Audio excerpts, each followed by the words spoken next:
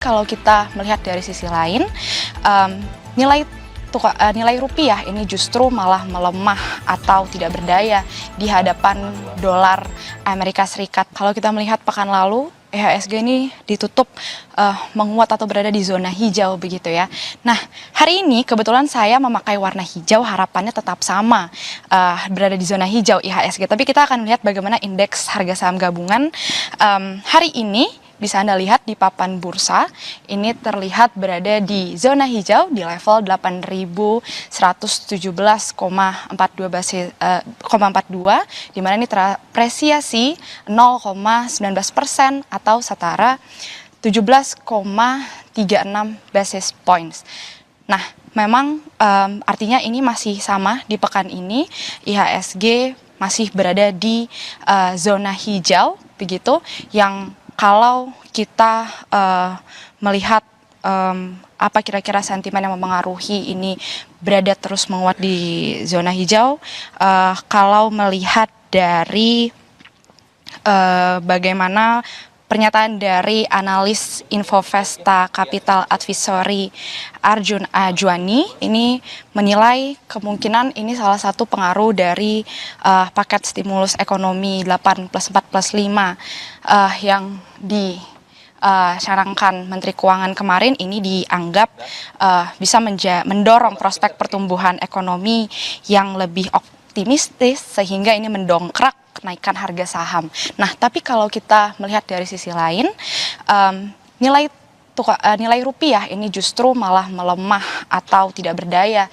di hadapan dolar Amerika Serikat. Dimana kalau kita lihat di pekan lalu, di tanggal 26 September 2025, ini nilai rupiah berada atau sebesar 16.775 rupiah per dolar Amerika Serikat.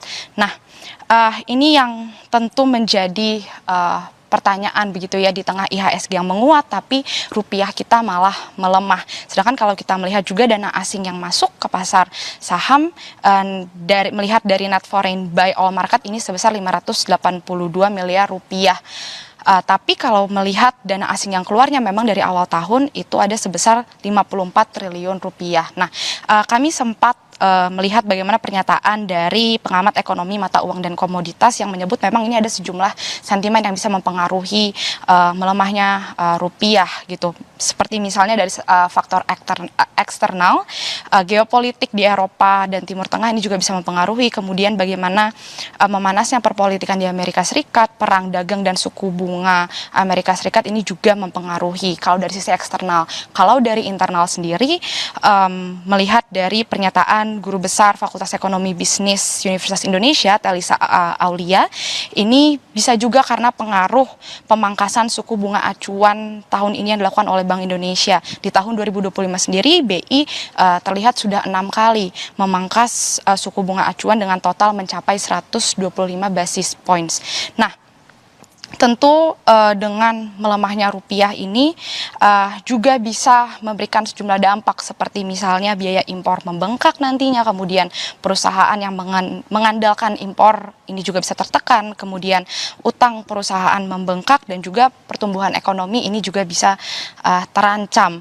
Tentu juga kalau tadi Anda juga sempat menyinggung bagaimana banyak intervensi yang dilakukan ini juga bisa mempengaruhi cadangan devisa kita. Kalau kita lihat bagaimana cadangan devisa kita di tahun 2025 ini kalau membandingkan dari bulan Juni hingga Agustus kemarin ini terlihat merosot begitu ya. Kalau di bulan Juni terlihat cadangan devisa sebesar 152,6 miliar US dollar, kemudian di Juli menurun lagi di 152 miliar US dollar, dan di bulan Agustus ini berada di angka 150,7 miliar US dollar. Nah, tentu sejumlah harapan ini kita taruh bagaimana nantinya kebijakan yang akan dilakukan oleh Menteri Keuangan Purbaya Yudi Sadewa dan juga bagaimana kebijakan dari BI sendiri, karena dari BI sendiri dari berdasarkan kondisi perekonomian global dan domestik ini dia menyampaikan perkembangan indikator stabilitas nilai rupiah, seperti misalnya pertama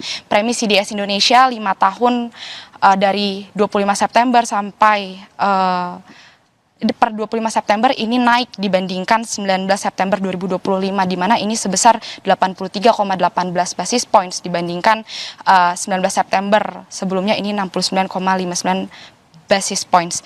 Lalu juga terakhir data transaksi ini juga terlihat non residen tercatat terjual neto sebesar 2,71 triliun rupiah begitu. Itu artinya kita di sini sama-sama menunggu apa kebijakan yang akan dilakukan nantinya oleh BI dan juga Menteri Keuangan untuk menstabilkan kembali nilai tukar rupiah.